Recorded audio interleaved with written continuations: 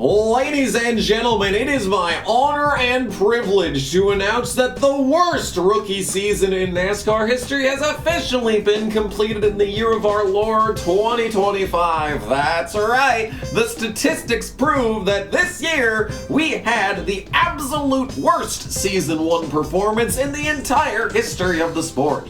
And it came from none other than the man who is literally best known for being terrible. That's right, folks. Riley Herbst has had the worst rookie season in NASCAR Cup Series history. How exactly can I say this? Let's get into the numbers.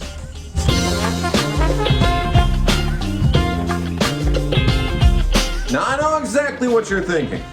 Wait a minute. Isn't this the Casey Mears guy? Well, today we're going to take a look at the 2025 season for Riley Herbst and definitively prove that it is in fact worse than Casey's 2003 season, and his is no longer the worst rookie season in NASCAR Cup Series history. I paid a lot of money for this, by the way. On the surface, it may look like Herbst had a better season in 2025 than Casey in 2003, seeing as how Casey's best finish was 15th and Herbst's best finish was 14th. I know I'm not that good at math, but I'm pretty sure that 14th is better than 15th. Herbst also got more top 20s with 8 versus 5. All of this may be true, but there's a big difference between NASCAR in 2025 versus NASCAR in 2003. In 2003, all 36 races had a full field of 43 cars every single week. Not only that, but I lost my spot on the sheet. Not only that, but there were many people who failed to qualify each race. Ganassi also didn't have any owner's points for the 41 car in 2003, meaning Casey had to race into the Daytona 500 in the duels and also had to qualify in on time every single week due to spending the entire season at the bottom of the owner's standings. Herbst had a charter for most of 2025, and then NASCAR literally changed their rulebook in the middle of the season due to the lawsuit in order to lock in all 23XI cars into every race in 2025. Meaning Herbst could run last in qualifying every week, which he tended to do, and never miss a race. Okay, ignoring all of that, how does having less top 20s and a worse overall best finish on the season prove that Casey's season was somehow better than Herbst? I'll tell you how. It doesn't. But the one important thing that completely changes this conversation is field sizes. That's right. Like I said earlier, every single race in 2003 had a full 43 car field that Casey had to race against. In 2025, you're lucky to have more than 36 cars show up per race. In 2025, the average field size in the Cup Series was 38.02, so for all intents and purposes, an average of 38 cars started every single race in 2025. That is 5 less cars per race. So the way we're gonna measure how truly awful this season was is by utilizing Brock Beard's last car statistics. Let's go! Despite having a dreadfully awful season filled with wrecks, mechanical failures, and general all-around misery, Casey Mears did not finish last a single time in 2003.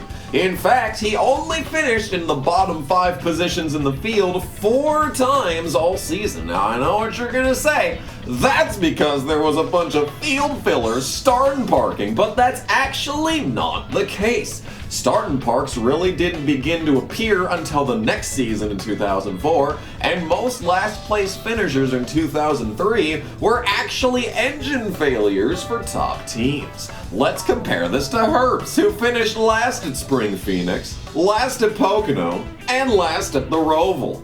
Before I hear any actuallys in the comments section, I do want to mention that the Roval last place finish was the result of a post-race disqualification due to failing post-race heights. Unfortunately, I literally can't find anywhere on the internet where he finished in the race before the disqualification. So, I don't know what you want me to say. I highly doubt it was better than 14th. Not only that, but Herbst had a total of 7 bottom 5 finishes in 2025. If these numbers don't convince you, then let's look at some more context. Casey Mears was entering the top level of American stock car racing in 2003 with a grand total of 1 season of Busch Series experience at a mediocre team. He was basically trying to do the equivalent of jumping from a Jordan Anderson Xfinity car straight into Cup after 1 season. Not only all that, but he was essentially groomed to be an open-wheel driver from birth and only ever went to NASCAR because seats in both IRL and kart were drying up during the darkest hours of the split. So Casey essentially had to learn an entirely different discipline of motorsports on the fly. Let's compare that to Terrible's career trajectory, where from the moment he turned 18, he was racing fully funded, full-bodied stock cars on a professional level. Herbst ran over 2.5 seasons worth of National ARCA races, and in those 52 starts, barely managed to win 2 times. Compared to Casey, who ran a total of 2 ARCA races entirely before making his first Cup start. In addition to that, Herbst ran 5, count them 5, full seasons in the Xfinity Series before getting the 35 Cup car full time. That is absolutely night and day. Herbst might be one of the most experienced Xfinity drivers of the modern era, and after finally moving up to the Cup Series, he could barely even hack it. And I'm not going to stand here and pretend the next-gen car is easier to drive than a Gen 4 in 2003. Drivers have been very vocal about how difficult it is to find the limit of a next-gen car without self-spinning. But you gotta admit, these cars are utterly planted, and you can essentially mirror drive your way to victory at just about every track. All I'm saying is that someone with this much experience in NASCAR has absolutely zero excuse to be running this bad. Especially when the part-time 6-7 car was able to get an entire top 10 in his 2 starts in 2025. What are we doing here?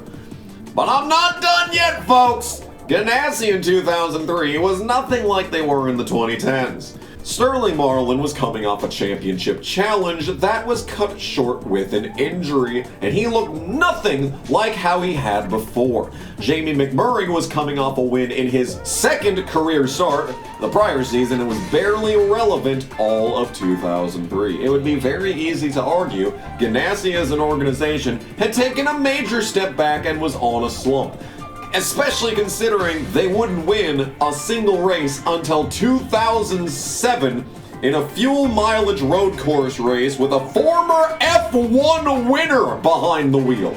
Let's compare that to 23XI, who, in spite of their team owner being the crux of a lawsuit with NASCAR itself, put together one of the best overall seasons the organization ever saw.